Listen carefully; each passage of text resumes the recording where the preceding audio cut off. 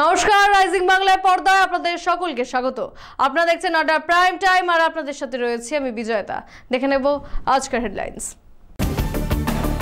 বাংলায় এসআইআর নিয়ে উদ্বেগ মমতার, গায়ের জোরে বাংলা দখল করা যাবে না। বেতন বৃদ্ধির দাবিতে রাস্তায় বসে বিক্ষোভ শিক্ষক সমিতির। 1,27,00,000 টাকার রাস্তা সংস্কারে দুর্নীতি, নিশানায় তৃণমূল। ভাড়া বৃদ্ধির দাবিতে এফসিআই গুদামে গুলি, এক ট্রাক চালক গুলিবিদ্ধ। উত্তরপ্রদেশে ভয়ঙ্কর বিমান দুর্ঘটনা, প্রাণে বাঁচলেন পাইলট সহ যাত্রীরা। ভিডিও এলেও কোনো মন্ত্রী আসেনি, বন্যা বিধ্বস্তদের ক্ষোভ পরিদর্শনে মীনাক্ষী মুখার্জি। বাজির কারবারে লাগাম, উড়িষ্যা থেকে আসা 7 লক্ষ টাকার বাজি।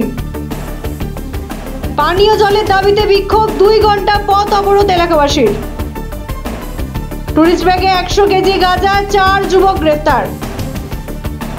শুরুতে যে খবর দিকে নজর রাখবো, নবান্ন থেকে মুখ্যমন্ত্রী মমতা বন্দ্যোপাধ্যায়ের সরাসরি আক্রমণ কেন্দ্র নির্বাচন কমিশনের দিকে। অভিযোগ, সরকারি আধিকারিকদের এসআইআর এর নামে হুমকি দেওয়া হচ্ছে আর বিএলওদের ইচ্ছা মতো কাগজ তৈরি করতে বলা হচ্ছে। মুখ্যমন্ত্রী বলেন, অসমের নোটিশ আসলে এসআইআর নয়, এনআরসি করার চেষ্টা এবং ভোট কেটে রাজনৈতিক স্বার্থ চরিতার্থ করা হচ্ছে। মুখ্যমন্ত্রী মমতা বন্দ্যোপাধ্যায় নবান্নে এসআইআর ইস্যুতে সাংবাদিক বৈঠকে কেন্দ্রীয় সরকার ও নির্বাচন কমিশনকে সরাসরি নিশানা করেন। তিনি অভিযোগ করেন, সরকারি আধিকারিকদের এসআইআর এর নামে হুমকি দেওয়া হচ্ছে এবং রাজ্যে এনআরসি লাগানোর চেষ্টা চালানো হচ্ছে। তার দাবি, কেন্দ্রীয় সংস্থাগুলি বিজেপির কথায় কাজ করছে এবং নির্বাচনের আগে ভোটে প্রভাবিত করার ষড়যন্ত্র হচ্ছে।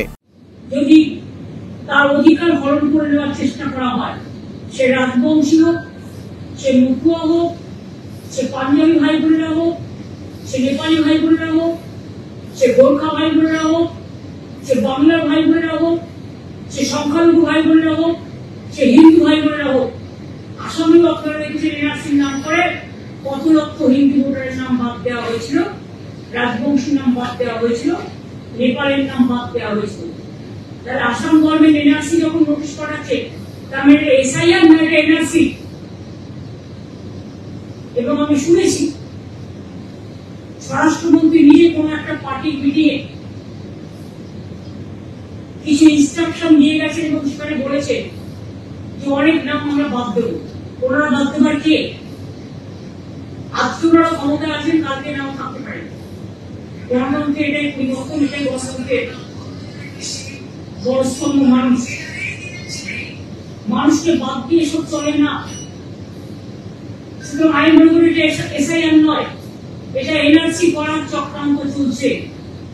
আমরা ধিক্কার জানাচ্ছি বিজেপি পলিটিক্যাল পার্টিকে এবং গভর্নমেন্ট অফ ইন্ডিয়ার এজেন্সিগুলোকে, যারা বিজেপির কথায় আজকে শুধুমাত্র রাজনীতি করছে, বহুরীকরণ করছে, শিক্ষা থেকে শুরু করে, সংস্কৃতি থেকে শুরু করে, ভোটার লিস্ট থেকে শুরু করে, উৎসব থেকে শুরু করে সমস্ত এজেন্সিকে কি একজন মির্জাপুর আছেন ওখানে দিল্লিতে।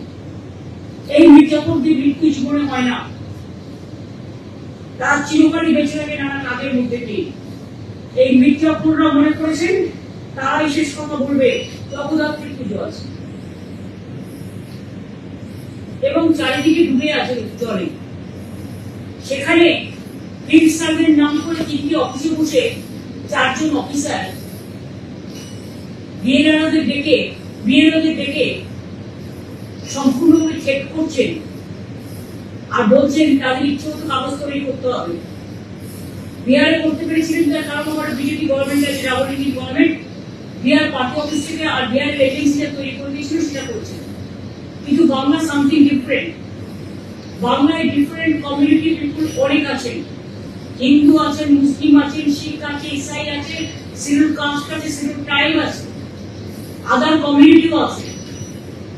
রাজবংশীদের কাছে আগে এনআরসি নোটিশ পাঠানো হয়েছে, সংখ্যালঘুদের কাছে আছে পাঠানো হয়েছে, পরিযায়ী শ্রমিকদের কাছে পাঠানো হয়েছে।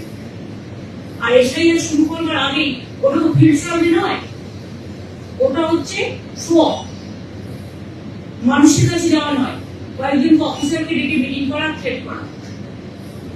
স্টেট গভর্নমেন্টকে টোটাল বাদ দিয়ে ইলেকশন করলে আন্ডার ইলেকশন কমিশন থাকে, ইলেকশন যখন অ্যানাউন্স হয়।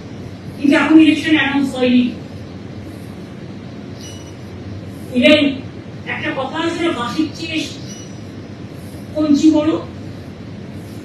সেন্ট্রাল ইলেকশন কমিশনকে বেশি বসিয়ে রেখে এখানে যিনি সিইও স্টেট থেকে যিনি গেছেন, যিনি যার বিরুদ্ধে অনেক কিছু অভিযোগ আছে, সেগুলো সময় হলে বলবো, এখন বলছি না। আশা করি তিনি বেড়ে খেলবেন না, মানে ওভার রিঅ্যাক্ট করবেন না। তিনি বড্ড বেশি অফিসারদের থ্রেট করছেন, যিনি নিজে নানা অভিযোগে দুর্নীতিগ্রস্ত। এবং এসআইআর এর নামে ভোট কাটার চক্রান্ত চলছে, এগুলো তার প্রমাণ। আসাম গভর্নমেন্ট কি করে বাংলা সিটিজেনদের এনআরসি নোটিশ পাঠাতে পারেন? আমার দ্বিতীয় কোয়েশ্চেন হচ্ছে যে এসআইআর এর কাজ শুরু হওয়ার আগে বিজেপির একজন কেন্দ্রীয় মন্ত্রী তিনি কি করে বলেন যে 1.5 কোটি ভোটারকে বাদ দিতে হবে নিয়ে? তার মানে কি পার্টি অফিসে বসে পরিকল্পনা তৈরি করছে আর ইলেকশন কমিশনকে কি স্ট্যাম্প মারবে? ইলেকশন কমিশনের কাছ থেকে আমরা ইম্পার্শিয়ালিটি ব্যবহার করি। মনে রাখতে হবে দেশে যেমন সরকারি দল থাকে, বিরোধী দল থাকে। সরকার এবং বিরোধী দল মিলিয়ে কিন্তু ডেমোক্রেসিটা হয়। আর সবচেয়ে বড় ডেমোক্রেসির স্তম্ভ হচ্ছে সংবিধান এবং সাধারণ মানুষ। সেক্ষেত্রে সাধারণ মানুষের নাগরিক অধিকার কারবার, অধিকার হরণ করবার, যখন মানুষ ফেস্টিভ্যাল ডুবে আছে, যখন চারিদিকে দুর্যোগ এবং দুর্ভোগ, 2 মাসের মধ্যে সম্পূর্ণভাবে কমপ্লিট ভোটার লিস্ট প্রথম থেকে শেষ পর্যন্ত ডকুমেন্ট দিয়ে ইচ অ্যান্ড এভরিবডি, প্রত্যেকটা মানুষ গিয়ে তার ডিটেলস দেবে। তারা তো নেই, অনেকে বেড়াতেও চলে গেছে, অনেকে যে জলে ডুবে গেছে তাদের কাগজপত্র নষ্ট হয়ে গেছে, অনেকে তো পুজো পার্বণে ব্যস্ত আছে। বাংলার বৈচিত্র্যটা আলাদা, বিহারের ছট পুজোটাই বড় পুজো, কিন্তু আমাদের এখানে অনেক পুজো, সব পুজোই আমাদের এখানে উৎসব। আর শিয়ালদা থেকে নবান্নমুখী মিছিল শুরু করেন সমগ্র শিক্ষা বাঁচাও মঞ্চ সমিতিরা। তাদের দাবি সমগ্র শিক্ষায় কর্মরতদের বেতন বৃদ্ধি অবিলম্বে কার্যকর করা হোক। পুলিশ মিছিলটি কলকাতা পুরসভার সামনে আটকে দেয়। এরপর কর্মীরা রাস্তায় বসে বিক্ষোভ চালান। সংগঠন শিক্ষার অধিকার রক্ষা ও শূন্যপদ দ্রুত নিয়োগের দাবিও তুলেছে। বেতন বৃদ্ধি অবিলম্বে কার্যকর করার দাবিতে সমগ্র শিক্ষা বাঁচাও মঞ্চ বৃহস্পতিবার শিয়ালদহ থেকে নবান্নমুখী মিছিল শুরু করলেও পুলিশ কলকাতা পুরসভার অফিসের সামনে তাদের পথ আটকে দেয়। কর্মীরা রাস্তায় বসে বিক্ষোভ চালায়। সংগঠন সমগ্র শিক্ষায় কর্মরতদের বেতন বৃদ্ধির সঙ্গে সঙ্গে সকল শিশুর শিক্ষার অধিকার নিশ্চিত করা, শিক্ষা প্রতিষ্ঠানগুলিকে বেসরকারীকরণের হাত থেকে রক্ষা করা, নিয়োগের সঙ্গে সঙ্গেই ইপিএফ চালু করা এবং সব শূন্যপদে দ্রুত নিয়োগের দাবিও তুলে ধরেছে। মালদার হরিশ্চন্দ্রপুরে কাউয়ামারি গ্রামে 1,27,00,000 টাকার রাস্তা সংস্কারে দুর্নীতির অভিযোগ উঠছে তৃণমূলের বিরুদ্ধে। স্থানীয়রা অভিযোগ করছে শিডিউল না মেনে নিম্নমানের সামগ্রী ব্যবহার করে 600 মিটার রাস্তা নির্মাণ করা হয়েছে, যা ভেঙে পড়েছে। কাজ বন্ধ থাকলেও কোনো পদক্ষেপ হয়নি, তাই এলাকাবাসী বিক্ষোভে নেমেছেন। ঘটনাকে কেন্দ্র করে রাজনৈতিক উত্তাপ শুরু হয়েছে। মালদার হরিশ্চন্দ্রপুর 1 নম্বর ব্লকের কাউয়ামারি গ্রামে 1,27,00,000 টাকা বরাদ্দের 600 মিটার রাস্তা সংস্কারের কাজে দুর্নীতির অভিযোগ উঠেছে। স্থানীয়দের অভিযোগ, শিডিউল না মেনে কাজ হচ্ছে, ব্যবহার করা হচ্ছে নিম্নমানের সামগ্রী। রাস্তার প্রস্থ 16 ফিটের পরিবর্তে 9 ফিট হচ্ছে এবং গার্ডওয়াল নির্মাণ করা হয়নি। 2 মাস ধরে কাজ বন্ধ থাকলেও রাস্তা ভেঙে পড়ছে। এলাকাবাসী প্রথমে ঠিকাদারি সংস্থা এবং জনপ্রতিনিধিকে জানালেও কোনো পদক্ষেপ হয়নি, তাই বৃহস্পতিবার তারা বিক্ষোভে নামেন। স্থানীয় বিধায়ক ও প্রতিমন্ত্রী তাজমুল হোসেন আগে রাস্তা উদ্বোধন করলেও মান নিয়ে প্রশ্ন উঠেছে। বিজেপি তৃণমূলের বিরুদ্ধে দুর্নীতি অভিযোগ তুলেছে। পাল্টা তৃণমূলের দাবি তিনি কিছুই জানেন না। শুরু হয়েছে রাজনৈতিক তরজা। তৃণমূল পার্টি আছে, ওদের মদতে এই কাজ হচ্ছে। আমাদের এমএলএ সাহেব এখানে উদ্বোধন করে গিয়েছিল রাস্তাটা। আর রাস্তা যেগুলো করেছে নিম্নমানের কাজ করেছে। আমরা শুরুতেই প্রতিবাদ করেছিলাম এর, কিন্তু প্রশাসনকে জমা দিয়েছিলাম কাগজ, কোনো পদক্ষেপ নেয়নি। তারপরে এখন দেখছি রাস্তা ভেঙে গেছে প্রায় জায়গা, সেই জন্য আবার আমরা বিক্ষোভ জানাচ্ছি। ইঞ্জিনিয়ারকে বলা হয়েছিল, ইঞ্জিনিয়ার বললো যে আসছি বলে অনেক সময় নিল, কিন্তু আসলো না এখন পর্যন্ত। আমরা জিজ্ঞেস করতে গেলে আমাদের হুমকি দেয় যে ওখানে যাবি না, গেলে পরে তোদের ক্ষতি করবো, এই করবো। হুমকিটা কারা দিচ্ছে, কে বা কারা দিচ্ছে? আমাদের গ্রামের মেম্বারও দিয়েছে, অন্যান্য কন্ট্রাক্টরও ফোন করে হুমকি দিয়েছে। আমাদের কাছে হুমকির রেকর্ডিংও আছে। আর কংক্রিটের কোনো গার্ডওয়াল হয়নি এমনি ঠাল পুঁতে গার্ডওয়াল করানো হয়েছে, এখনই বসে রেখেছে, 1 মাস হয়নি রাস্তা, এখন পর্যন্ত রাস্তা কমপ্লিটও হয়নি। কতদিন ধরে কাজ চলছে? রেসপন্স দিচ্ছে না, কাজ মোটামুটি 1 বছর থেকে চলছে কাজ।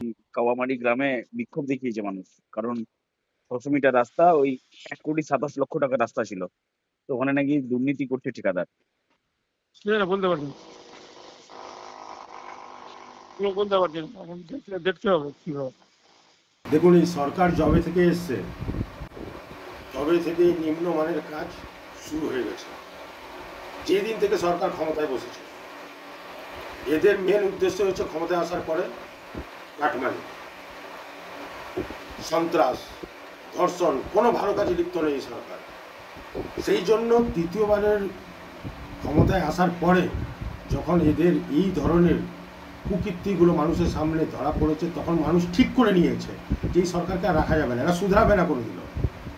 এদের পেট ভরেনি, 2 বার ক্ষমতায় থাকার পরেও কাটমানি খেয়ে এদের পেট ভরেনি।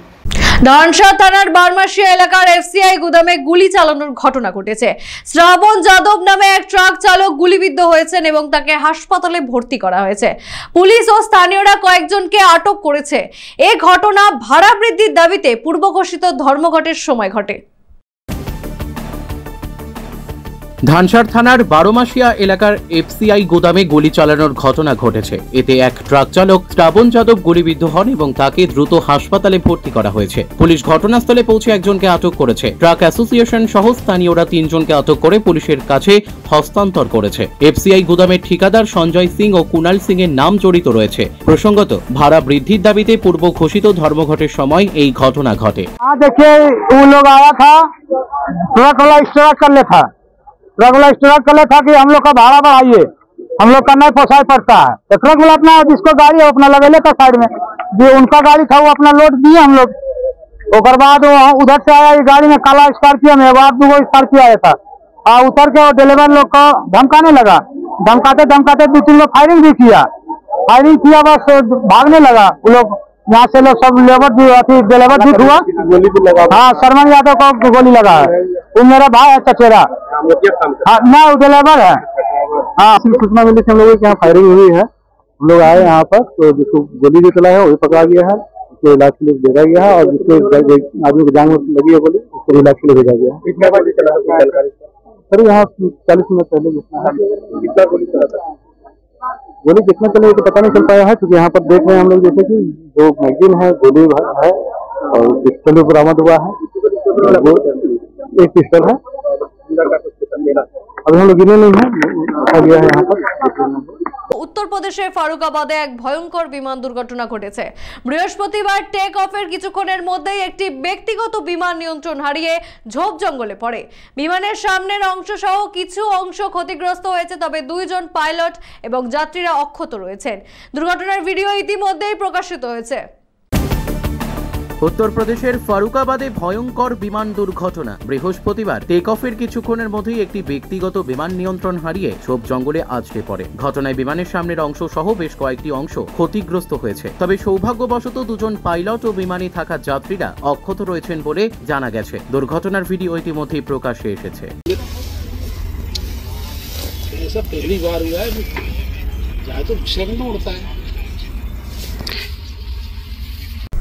ধূপগুড়ির গদেয়ারকুটিতে বন্যার বিধ্বস্ত এলাকা পরিদর্শন করলেন সিপিআইএম এর নেত্রী মীনাক্ষী মুখার্জি।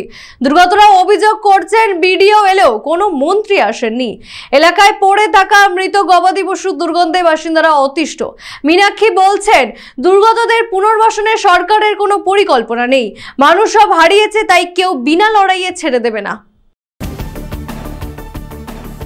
জলঢাকা নদীর বাঁধ ভেঙে প্লাবিত হয়েছে ধূপগুড়ির গধেয়ারকুঠি গ্রাম পঞ্চায়েতের বিস্তীর্ণ এলাকা। বৃহস্পতিবার সকালে সিপিআইএম এর কেন্দ্রীয় কমিটির সদস্য মীনাক্ষী মুখার্জি দুর্গত অঞ্চল পরিদর্শন করেন। তিনি রেললাইনের ধারে তাঁবুতে আশ্রয় নেওয়া বন্যা দুর্গতদের সঙ্গে কথা বলেন এবং জলঢাকার বাঁধের মূল ভাঙন ও সবচেয়ে ক্ষতিগ্রস্ত এলাকা ঘুরে দেখেন। দুর্গতরা অভিযোগ করেন, কয়েকবার বিডিও বা জয়েন্ট বিডিও এলেও কোনো মন্ত্রী বা বড় নেতা এখনো এলাকায় আসেননি। এদিকে এলাকায় পড়ে থাকা মৃত গবাদি পশুর দুর্গন্ধে মানুষ অতিষ্ঠ। দুর্গতদের দাবি, দ্রুত বাঁধ মেরামত ও ঘরবাড়ি পুনর্নির্মাণের ব্যবস্থা করা হোক। মীনাক্ষী মুখার্জি বলেন, দুর্গতদের পুনর্বাসনে সরকারের কোনো পরিকল্পনা নেই। মানুষ সব হারিয়েছে, তাই কেউ বিনা লড়াইয়ে ছেড়ে দেবে না।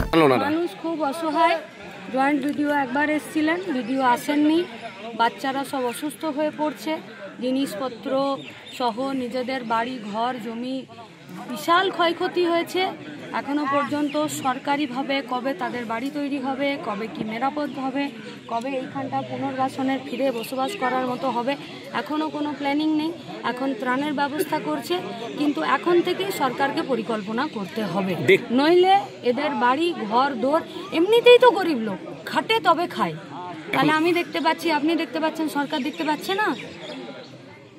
বাঁধের জন্য কি জানালো ওনারা? ওরা তো যা জানালেন আপনারা তো শুনলেন, আমাদেরকে এইটা শুনতে হবে যে ভিডিও কি বলছেন। গোটা 90টা পরিবার আছে, রেল হোক, বেল হোক, বিএসএনএল হোক, যার হোক, রাজ্য সরকার তো আছে নাকি না, ভিডিও তো আছে। তাহলে আমার এখানকার আমরা যারা ভোটার, আমি তো সব ভিডিওর আন্ডারে, তাহলে ভিডিও কি করবেটা কি? আমি রেলের সঙ্গে কথা বলবো না, ভিডিও রেলের সাথে কথা বলবে, কে বলবেটাকে? তাহলে ভিডিও বলে দিক যে আমি জানি না ভাই, তোমরা নিজেরা বুঝে করো, সেটা বলে দিক ভিডিও। দেখা গেল একটাবারও বলছি না যে বিক্ষোভ লড়াই, আমরা এসব বলছি না, কিন্তু মানবিক হতে হবে। ভিডিও সরকার প্রশাসন মানবিক নয়। এগরায় পুলিশ উদ্ধার করলো 7 লক্ষ টাকার অবৈধ বাজি। উড়িষ্যা থেকে আসা ইঞ্জিন ভ্যানে চালানো বাজির কারবারে 2 জন গ্রেফতার। এগরা থানার আইসি অরুণ কুমার খার নেতৃত্বে অভিযান চালিয়ে বাজি বোঝাই ভ্যানটি আটক করা হয়েছে। ধৃতদের কাথি মহকুমা আদালতে তোলা হবে।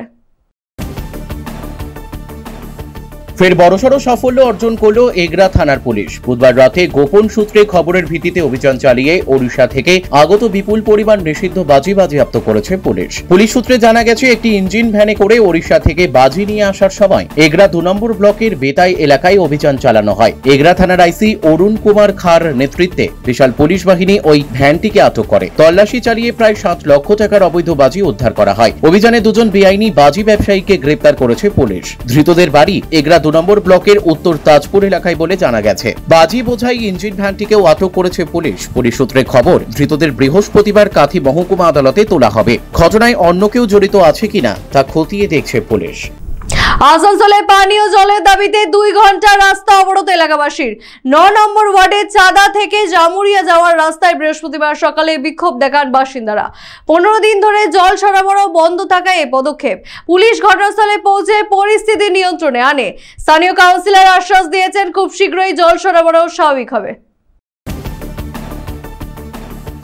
পানীয় জলের দাবিতে বিক্ষোভে ফেটে পড়লেন স্থানীয় বাসিন্দারা। আসানসোল পৌরসভার 9 নম্বর ওয়ার্ডের চাঁদা থেকে জামুরিয়া যাওয়ার রাস্তায় দুর্গা মন্দিরের কাছে বৃহস্পতিবার সকালে পথ অবরোধ করেন তারা। অভিযোগ, গত 15 দিন ধরে এলাকায় পানীয় জলের সরবরাহ বন্ধ।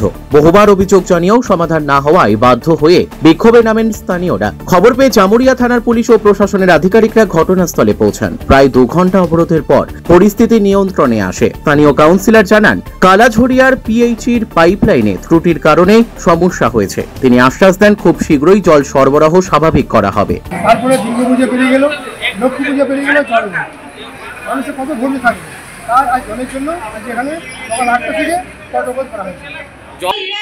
আমাদের দিদিকে বলেছি আমরা, যে দিদিরা তো জানে, অবগত আছে ওরা, যে আমাদের কালাঝড়ের পাইপলাইন ভেঙে গেছে। তো আমাদের ওই পাইপ থেকে জল আসছে আমাদের ক্যান্ডেলের ট্যাঙ্কে। তো ওটা আমাদের ওইখান থেকে সব দিকে ডিস্ট্রিবিউট হচ্ছে, সব মানে প্রত্যেকটা বুথেই জল যাচ্ছে।